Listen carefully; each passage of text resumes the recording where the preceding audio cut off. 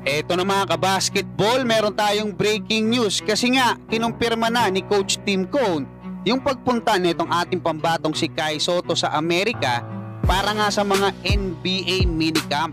Salamat doon sa mga nagtiwala mga kabasketball at nagbigay ng maraming updates patungkol nga sa ating Gilas Pilipinas. Eto nga si Coach Tim Cone.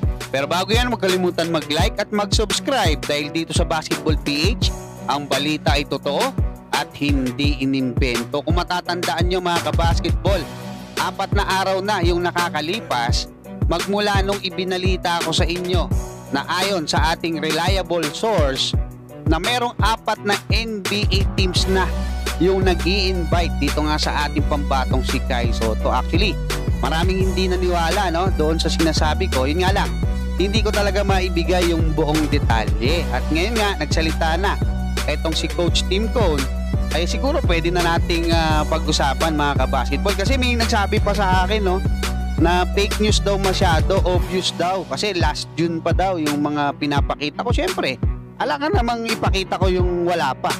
Diba wala pa naman nagsusulat na magkakaroon ng mga NBA minicamp si Kai. Actually, bago pa nga sinabi ni Coach Tim Cone, sinabi ko na 4 days mga kabasketball bago. So ngayon lang inamin yan. Kasi ang isang dapat natin maintindihan, kailangang magpaalam nitong ating pambatong si Kai Sotto kay Coach Tim Cone kasi siya yung coach ng ating national team. So talagang malalaman niya ni Coach Tim Cone. Tayo nga, 'di ba? Simpleng tao lang tayo, nakakasagap tayo ng 'di ba, mga balita na ganito. Si Coach Tim Cone pa kaya? Actually doon sa naging vlog ko din patungkol nga doon sa hindi na paglalaro ni Kai Sotto doon sa last game, merong nag-comment sa akin, sabi niya mag-a-unsub daw siya pagka hindi totoo yung sinasabi ko. At eventually napatunayan natin na hindi na nga maglalaro si Kai doon nga sa game 2, which is huling game niya sa Japan League. So gusto ko lang magpasalamat doon sa mga nagtitiwala at sa mga nagtiwala kasi konti lang naman yung actually yung mga bago lang naman, yung mga hindi masyadong titiwala pa dito sa ating maliit na channel. Ngayon, punta na tayo kasi nga sinabi ni Coach Tim Cone na dominante raw itong ating pambatong si Kai Sotto at magkakaroon siya ng mga NBA minicamp diyan nga sa Amerika. Ang tanong, posible ba na sa mga susunod na araw pumunta na sa US si Kai o hindi pa? Actually mga kabasketball, kung titingnan mo yung meron kasi siyang schedule yung binalita ko nung nakaraan, May 25 meron silang giveaway campaign ni RJ Abarrientos, pero May 25 pa yan. May 13 pa lang ngayon. So kasi ang mga minicamp tumatagal yan 2 days, merong 5 days, pinakamahaba na yung 7 days. So posible na tirahin na nila Kai Sotto yan ngayon, yung mga NBA minicamp. Pero posible rin na after pa ng May 25. So tingnan natin kung makakakuha tayo ng detalye patungkol nga dyan mga kabasketball. At nabanggit din ni Coach Tim Cone na babalik itong ating pambatong si Kai Sotto ng mga June 16 or June 17 kasi pasisimulan niya na yung preparation ng ating Gilas Pilipinas ng June 21. So mas maaga, June 22 kasi yung sinabi ni Miss Erica D ng Samahang Basketball ng Pilipinas.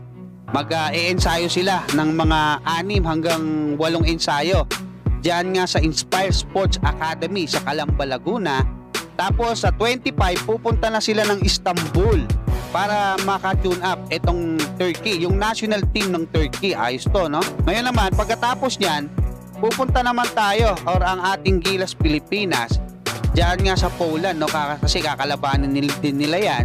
So 2 tune-up game yan mga kabasketball bago natin makalaban yung Latvia at Georgia diyan nga sa July. At ang maganda kasi dyan, sabi ni Coach Tim Cone, makikita natin pag nakalaban natin yung Turkey saka yung Poland kung ano yung mga adjustment na kaya nating kumbaga ibigay. At nagbigay rin siya ng update kay AJ Edu. Sabi niya magsisimula na mag-ensayo si AJ Edu para makaabot siya diyan nga sa FIBA OQT para maging healthy siya. Tapos sinabi niya rin, binigyan na niya ng credit etong si Coach Chot Reyes.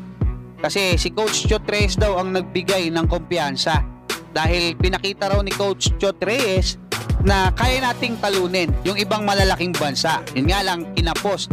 So sinasabi niya Kasi China lang natalo natin. No? Sinasabi niya baka may konti lang na kailangan i-adjust para matalo na talaga natin, especially yung mga European teams.